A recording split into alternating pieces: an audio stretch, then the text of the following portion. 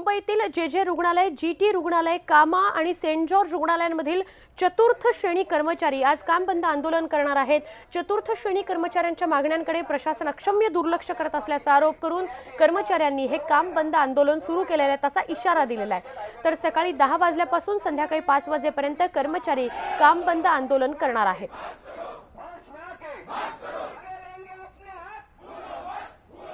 राज्य सरकारच्या अखत्यारीत येणाऱ्या शासकीय रुग्णालयातील चतुर्थ श्रेणी कर्मचाऱ्यांनी आज एक दिवसाचा संप पुकारला। एक दिवसाचं काम बंद आंदोलन यांच्याकडनं केलं जातंय।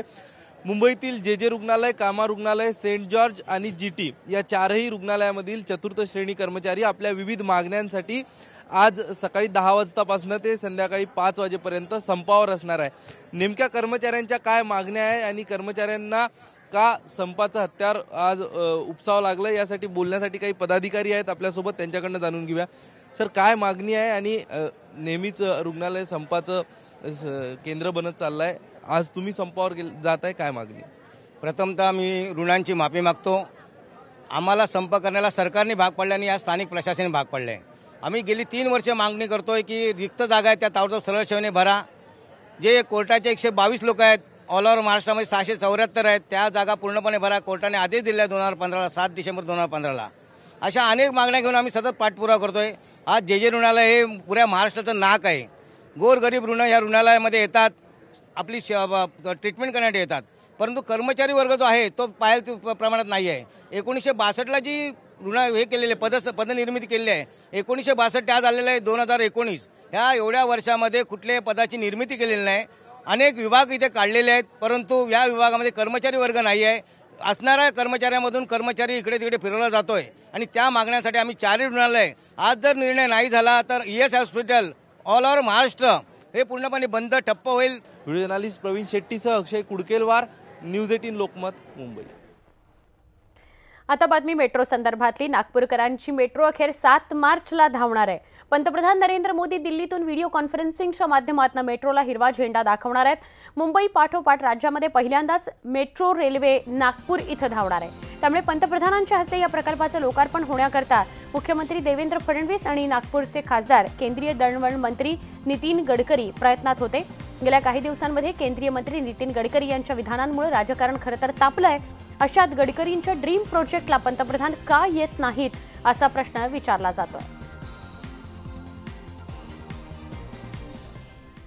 रत्नागिरी जिल्ह्यातील नाणार प्रकल्प राज्य सरकारने रद्द केलाय, पण हा महत्त्वाचा उद्योग राज्यातून जाऊ नये याकरता राज्य सरकार प्रयत्नशील आहे आणि यातूनच हा प्रकल्प संपूर्णपणे जसाच्या तसा रोहा परिसरात हलवण्याचा निर्णय सरकारने घेतलाय आणि त्यासाठी तब्बल 50,000 एकर जमीन अधिग्रहित करण्याची प्रक्रिया देखील पूर्ण करण्यात आलेली आहे। यासाठी शिवसेनेकडे असलेल्या उद्योग खात्याला बाजूला ठेवून सिडकोच्या अंतर्गत रोहा, अलिबाग आणि मुरुड तालुक्यामधील 40 गावांमधल्या जमिनी एकात्मिक औद्योगिक वसाहतीसाठी सरकारने ताब्यात घेतलेल्या आहेत। या संदर्भातील अधिकृत घोषणा लवकरच होणार आहे।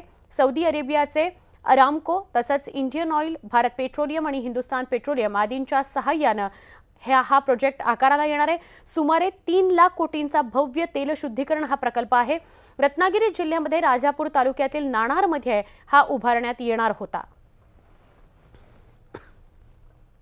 भारत विरुद्ध ऑस्ट्रेलियात दुसरा एकदिवसीय सामना आज नागपुरामध्ये रंगणार आहे। भारतीय संघाकरता मालिकेवर पकड मजबूत करण्यासाठी हा सामना महत्त्वाचा असणार आहे।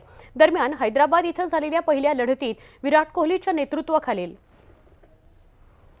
भारतीय संघाने ऑस्ट्रेलियावर 6 गडी राखून आरामात विजय मिळवलेला होता।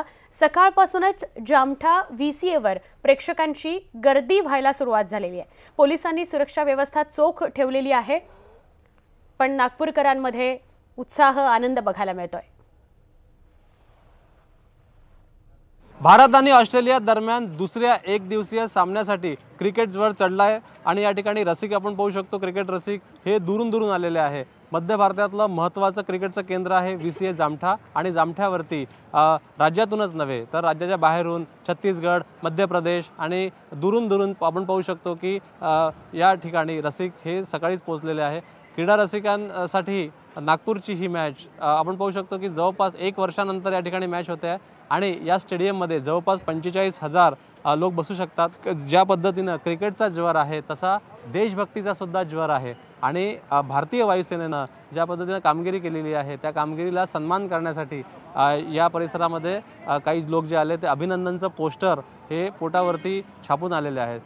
ही जी व्यक्ती दिसते आहे ही व्यक्ती आपल्या पोटावरती अभिनंदनचं फोटो प्रिंट करून आलेले आहे। त्यामुळे या ठिकाणी देशभक्तीचा ज्वरसुद्धा लोकांमध्ये आहे। त्यामुळे सकाळपासूनच प्रेक्षक दाखल झालेले आहेत। 1:30 वाजता मॅच आहे पण सुरुवातीपासून म्हणजे 9 वाजतापासूनच दुरून दुरून नागरिक आलेले आहे, क्रीडा रसिक आलेले आहे। काही लोक आपल्यासोबत त्यांना विचारूया, काय भावना आहे तुमच्या? India win. हे तुम्ही पोस्टर काढलं आहे, काय याच्या मागची भावना? सर चांगलं काम केलेलं आहे, अभिनंदन देशासाठी, त्यामुळे गर्व आहे। मला बी त्या याच्यात जायचं होतं। कोण जिंकेल आज? इंडिया। मागच्या मॅच मधून तुम्हाला काय आत्मविश्वास वाटतोय आणि आजच्या मॅच बद्दल कोण फेवरेट तुमचा खेळाडू आहे? रोहित शर्मा। महेंद्र सिंह धोनी। भारत जीतेगा, महेंद्र सिंह धोनी शतक मारेगा। तुम्ही काय सांगाल? भारत जीतेगा, कुछ भी हो जाए लेकिन भारत जीतेगा आज। व्हिडिओ प्रशांत मोहितेसह प्रवीण मुधोळकर, विजिटिंग लोकमत, नागपूर। एक महत्त्वाची बातमी येते या बुलेटिनमध्ये। मुंबईतून ही बातमी आहे। कुर्ला या परिसरामध्ये गोळीबार झाल्याची माहिती मिळते आहे। दिवसा ढवळ्या कुर्ला परिसरात गोळीबार झालेला आहे। अज्ञात व्यक्तीकडून हा गोळीबार करण्यात आलेला आहे।